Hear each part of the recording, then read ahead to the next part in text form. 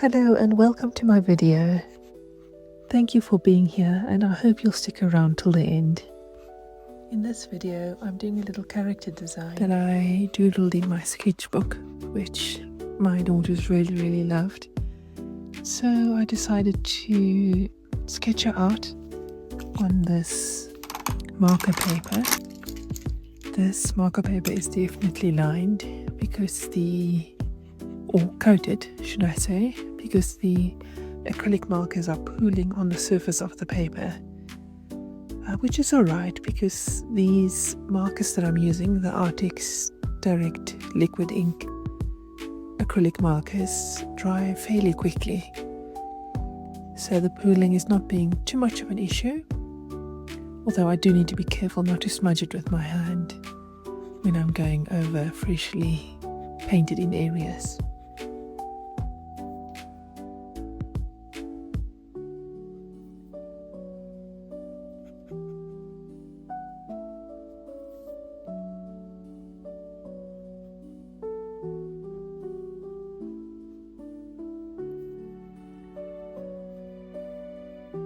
I'm trying to stick to about four colors for this character design. Here you can see the two original doodles that I made of her. Very simple and quirky design that I'm trying to do. She has this little froggy companion, which I sadly forgot to film, but you will see him later on again in the video.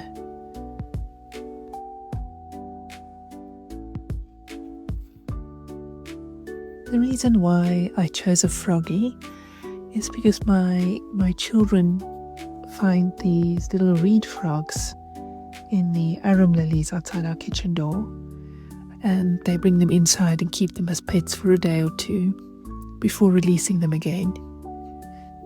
They're these pale white, creamish colour frogs, which are really sweet, and it brings back memories from my childhood as well, because my siblings and I also used to gather the frogs in the arum lilies at the bottom of our garden, and we would put them on our noses, so we called them nose frogs growing up. Although when my children asked me to Google what the frogs are called, that's when we learned that they're called reed frogs.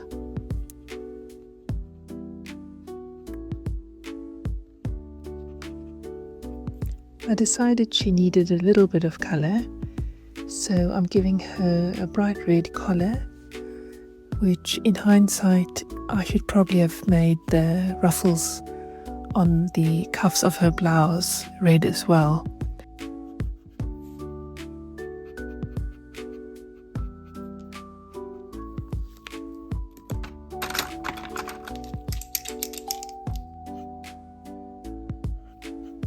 While doing her eyes, I realized that her design is very strongly influenced by the vintage comic Betty Boop, and it's so interesting to me how we absorb information from the things we see and how it's reflected in the things we make later on down the line, even without us realizing.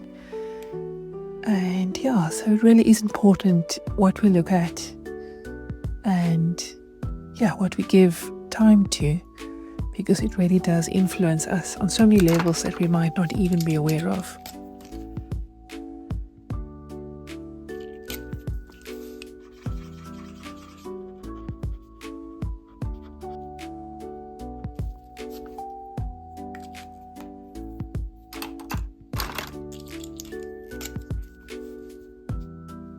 Up until this point I'd been quite stumped what colour to make her tights, but after using this light blue as a highlight in her hair, I immediately knew that this would make a good colour for her tights, and I was so glad to have figured that out.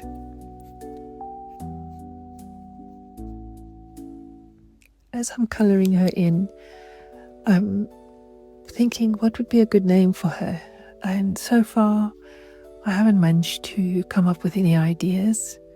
But if you can think of anything, do let me know. Perhaps leave a comment.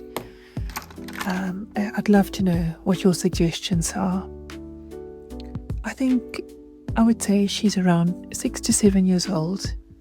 To me, she looks like a little Japanese girl. Not that I intended to make her Asian, it's just the way it's turning out. It could just be her little outfit,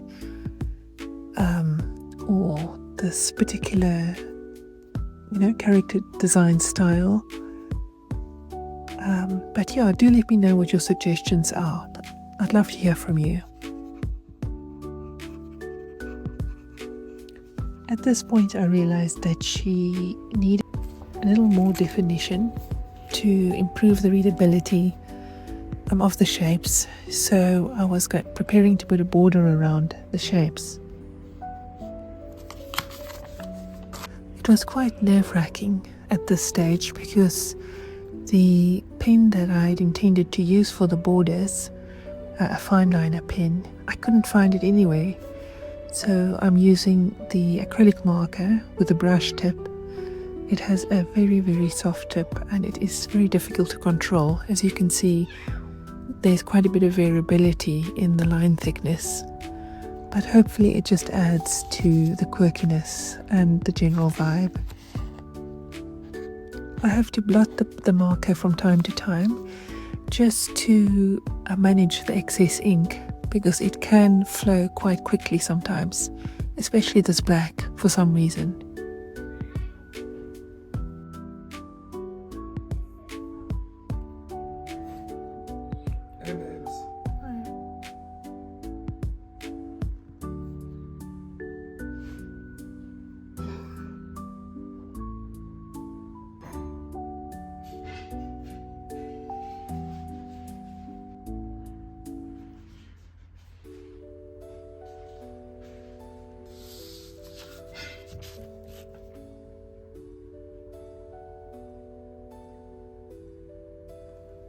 At this stage, I wasn't sure if I wanted to use only black borders or if I wanted to introduce other colors as well.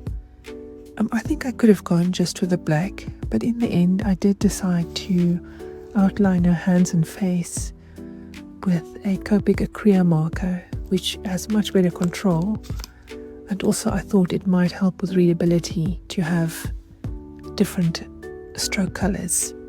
But yeah, I'll let you be the judge of that.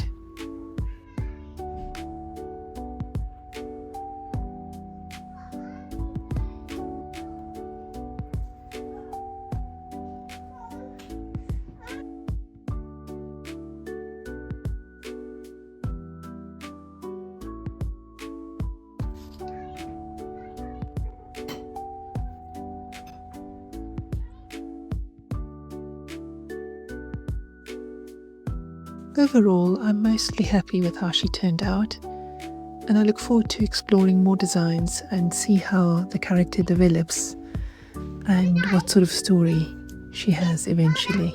But thank you so much for watching. Please remember to like, comment and subscribe, and I'll see you in the next one.